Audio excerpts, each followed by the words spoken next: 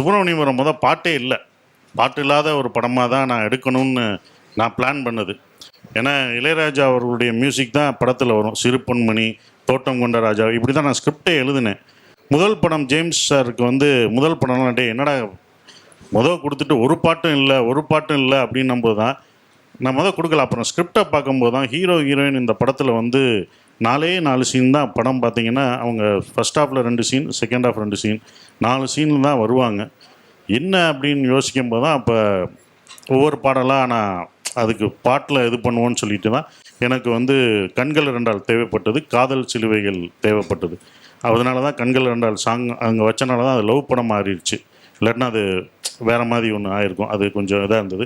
காதல் சிலுவையிலையும் வச்சும்போது அதோட பெயினை சொன்னது.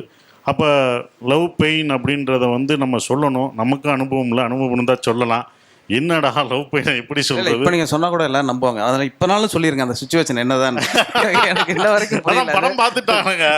எனக்கு தேவைப்பட்டது லவ் பெயின் இவங்க சொல்லணும். ஆனால் நல்ல வரிகள் வரணும், நல்ல பாட்டு வரணும். நம்ம போய் எதுவும் டிஸ்ட்ராக்ட் பண்ணக்கூடாது. இப்படி தான் வேணும் அப்படின்றத ஒருத்தவங்களை வைடாக சிந்திக்க நீங்கள் என்னெல்லாம் தோணுதோ அதை எழுதணும் அப்படின்னு நினச்சேன். ஒரு மைண்டில் என்னென்ன வருதோ அதை நான் படம் பிடிக்கணும்னு எனக்கு வந்துருச்சு. நான் இதுதான் கதை அப்படின்னு சொல்லி அதுக்குள்ளே சிக்க வைக்கக்கூடாது. அந்த கதைக்குள்ளே ஒரு ரவுடிசம் அப்படின்ற அந்த கதையை சொல்லக்கூடாது. அப்புறம் அதை பற்றி வந்துடும் வார்த்தைகள். ஜென்ரலாக இருக்கணும்னு நினச்சேன், வேற ஒன்றும் இல்லை. அது ஜென்ரலாக இருக்கணும். ரவுடி அந்த இது நான் கதையை சொல்லிட்டேன்னா அவங்க இதுக்குள்ளே வாழ்ந்தோம் அதை சார்ந்து அவங்க எழுத ஆரம்பிச்சிருவாங்க. இப்படி வாழ்ந்தான், இப்படி இருந்தாங்க அப்படின்ற. அதனால் ஓப்பனாக இருக்கட்டும் தான் நானும் சொன்னேன். இன்னொன்று எனக்கு ஐடியாவே இல்லை இந்த படத்துக்கு பாட்டு வேணும்னு.